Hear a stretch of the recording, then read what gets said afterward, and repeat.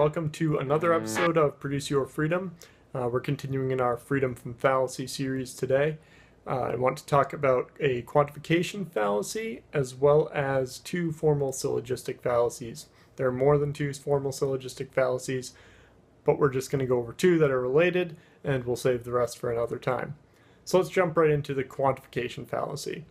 I'm going to discuss the existential fallacy today, which is when we assume that a group has members, even though it may not. We'll put this in ABC, XYZ type terms again to follow along, and certainly just jot it down really quickly if you're if you want to kind of mull it over in your head later. All right, we could say all X are Y, all Z are X.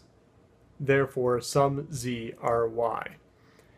On its face, this works perfectly as long as all of those groups, that X group and that Z group, as long as those groups exist and have members, we're fine.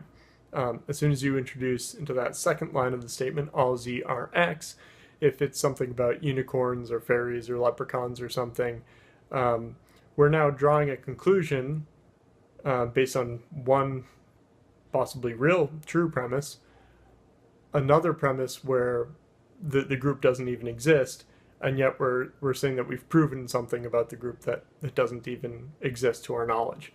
So that's a pretty straightforward one to understand in terms of debate and day-to-day life and critical thinking. This doesn't come up too much, but the only related area that I can conceive of, I guess, is that if someone's going to draw me into discussion, or if we're going to talk about something and someone's saying something to the effect of, well, you know, group W shouldn't be able to do Z, there should be a law against that, or you know, people who are doing X should be put in jail.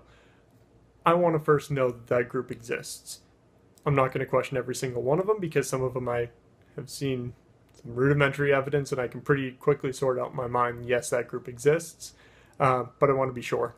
And it's just the only area that may come up, and that's pretty quick to sort out. So, moving on, we're going to talk about the two formal syllogistic fallacies I mentioned. Those are drawing an affirmative conclusion from negative premise, and its inverse, which is drawing a negative conclusion from an affirmative premise. So let's dive into the affirmative first. There's two ways it's going to happen. There has to be at least one negative premise. There can be two negative premises. So let's go with the first one. Or I'm going to use two negative premises, and we'll come back to the one. I could say no cats are dogs. We're good. No dogs can do chemistry. We're good. All cats can do chemistry. Don't think so.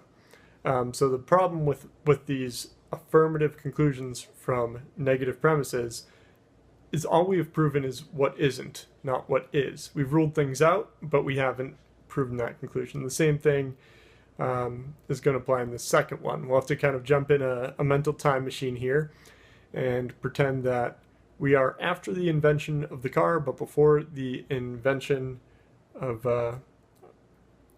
planes and other flying machines, let's say. So we could say no cars can fly. Fine. We'd say some machines are cars. Fine. Some machines can fly. Not fine at that point.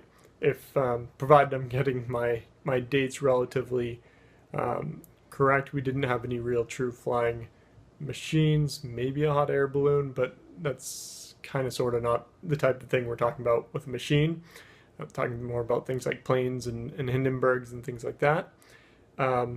So I've said that some machines can fly, but again, we're talking about something that needs to be proven in the affirmative. If we're going to say all machines can fly, then we should be able to point to an example of a machine that can fly. If it hasn't been invented yet and we haven't seen it and we can't provide an example of it, then that doesn't actually add up.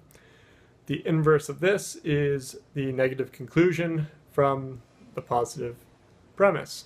So that's where we're talking about a whole bunch of things that are, and then we're saying that because some things are, that other things aren't. Not necessarily.